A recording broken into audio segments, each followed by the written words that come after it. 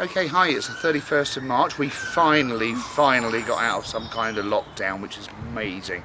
Quest can restart within reason. So we're in the little depths of Norfolk here. We've been over to Dickleburgh and we're now in Bressingham. And what a lovely energetic area this is, the Norfolk part here.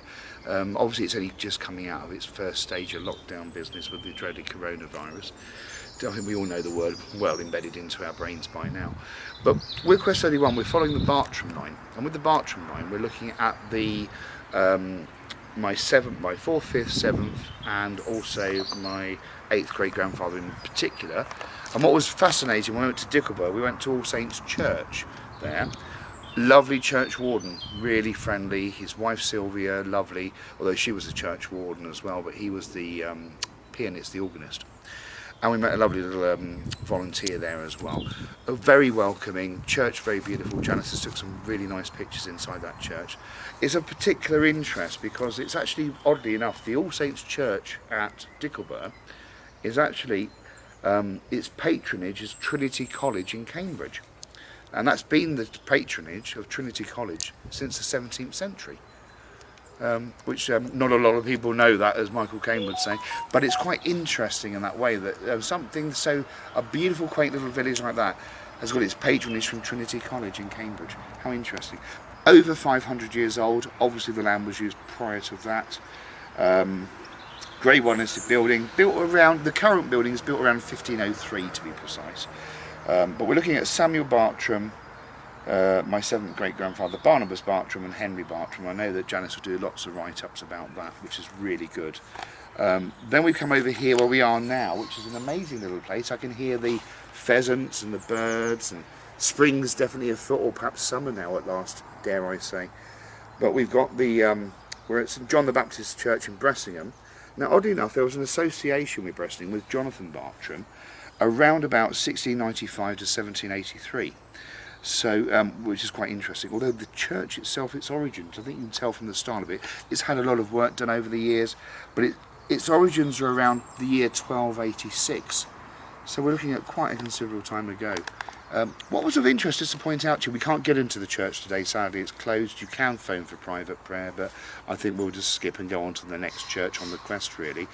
But what's interesting is this lovely little tomb here. It just caught my eye as we were walking around the graveyard and into the church, and it's a shame all the most of the writing has been worn away. But what's lovely is it gave me a feel of some kind of Roman style with 2 pillars each side, dare I say Boaz and Yarkin perhaps. And we've got the 4 quarters of the sun, which we don't always hear people refer to. Now you could say that's the 4 quarters of the sun, but it could also be shells from the Fisher King. So it'd be interesting to get some research on there at all and see whose tomb that actually is. One would suspect it's a vicar or a pastor at the time, back in the day. But it just caught my eye straight away because of the 2 pillars, 4 quarters of the sun, shells of the Fisher King, and yeah, just an interesting little tomb. Okay, it's Wednesday the 31st of March 2021. Should have said that at the beginning of the videos earlier on today really. We're currently at St Mary the Virgin Church in Pulham St Mary. Now that's quite important to me on a personal level because of my Erasmus Bartram, my 6th great grandfather, was here. And then he retired and died in Diss, Norfolk, but he was here. What's also of interest is the origins of this church behind me is around about 1450 AD. Obviously it's had lots of work done to it in the meantime. But what's of particular interest that we've got pictures of at the front of the porch is originally it had stained glass windows, they're not there anymore sadly, but there is hidden information as regards to the Grail, if one so believes in the Grail. Now, what can we say about the Grail? The Grail is a mystery and always has been for centuries, and many centuries as we all know. People purport it to be many things, the Son of Christ, or a chalice or something, or there's a vessel of some description. But the truth is the Grail is never meant to be found. So the only person that would ever find the Grail surely would be the most winner of all time, of all space and time. Perhaps, I don't know. But needless to say, the Grail Quest continues, because not only is it looking for the Grail itself, it's looking for the meaning of the Grail. which again is always overlooked by many people, and certain learned people will actually ask that question. What does it actually mean? Well, that's a story for another day, I'm afraid. But what's interesting, at the front of the porch there, on the pictures that we got, there's a link to the artifacts, the engravings that are on that church, that directly links this church to a church in northeast Italy. Now, we hope to go to that church in northeast Italy sometime probably later this year or early next, coronavirus permitting. But this is the interesting thing. Now, my dearest friend and companion just said to me, you know, well, people are too busy in their own lives doing stuff and not really looking for the Grail. But should they look for the Grail? Is it meant to be found? Who knows? Great, we're still on quest 31A, this little interim quest, hopefully before Ireland in June. We're in Billingford, which is a lovely place, just sort of northwest-ish of Norfolk area. So it's in the depths of Norfolk. And what's interesting here is my great-grandfather, my 8th times great-grandfather, Jonathan Bartram, from that side of the line, was actually born here in 1695, but he died in Dickleburgh. He went from here to Dickleburgh, which is where we were filming a little while ago, so, and making videos of and photographs of. So what's interesting about this church is a lot of the things as we go around you'll see are missing or lost in time, purely because of the rebellions, you know, the wars and the attacks on the churches and things over the years. Now, originally you'd be right to think 1300 AD, possibly. But in fact it goes a little bit before 1300 AD, as we'll show you on the boards in a moment. But what's interesting here is we've got a 13th century font. Now, we've seen some fonts in some places that they look older, yet they're younger. But this one is just kept in time, isn't it? Purely preserved. It's lovely. 13th century font. Which is, it's amazing to think that it's here, in the remotest parts of Norfolk, probably not seen by many eyes over the years. What's interesting over here, as we go around, is we've got we've got Charles Ford here, from Janice's line really. 1821, Charles Ford. So that's quite interesting in itself. Now bear in mind, you think, well, hang on a minute, the Fords went to London, but then a lot of families went to London over the time. So it's not unheard of that a lot of Norfolk folk would find their wealth in London and went to London, and that's where the lines carried on. So that's quite an interesting one, probably for Janice's ancestry books, the Charles Ford of 1821. Might be a link there somewhere, might not. My gut feel is there probably is a link there somewhere.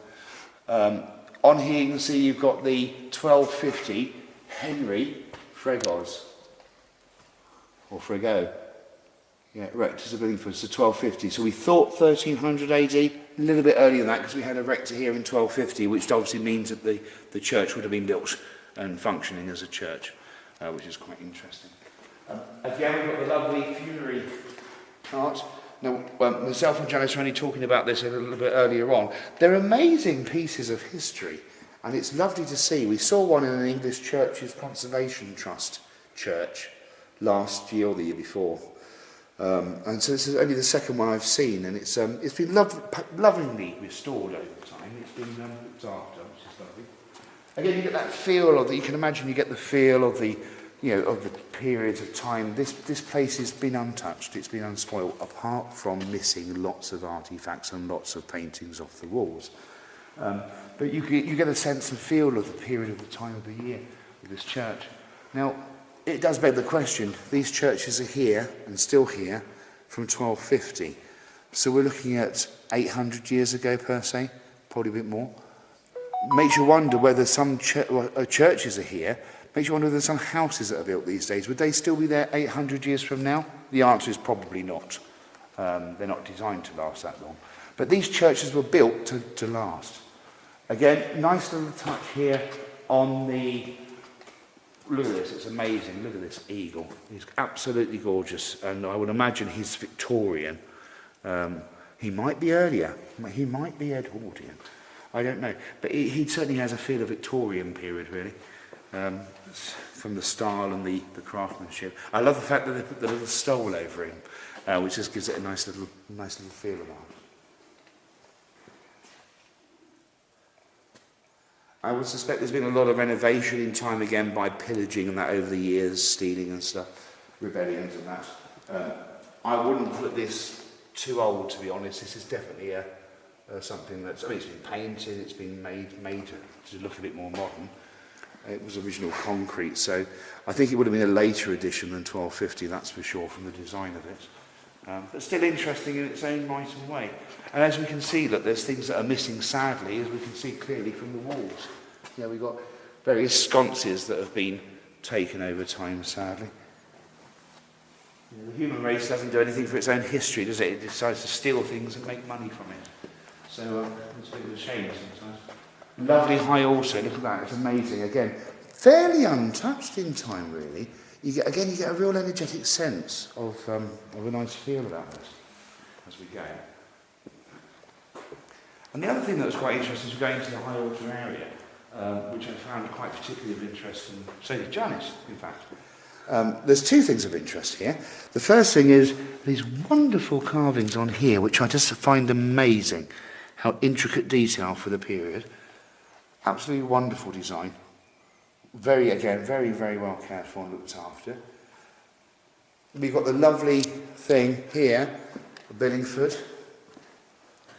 Yeah, nice. We see Alpha to Omega, but we also see Moons and the Mother. Again, Sumerian, going back to that period. And then we had this wonderful thing that we were having a debate about, which was the my something I give unto you. We deciphered it that it does mean pew, and it means my pew I give unto you, which means my seat I give to you. I give you my seat, and that's what that means there on the my pew I give unto you, which is quite interesting as well. Lovely piece of artwork there in the stained glass. Again, in the amazing detail there. Very lovingly looked after. Lovely little church, Billingford. So it's been an interesting little trip into Norfolk here to see these churches and see how wonderful. And the people are so friendly, and that's what makes a real difference.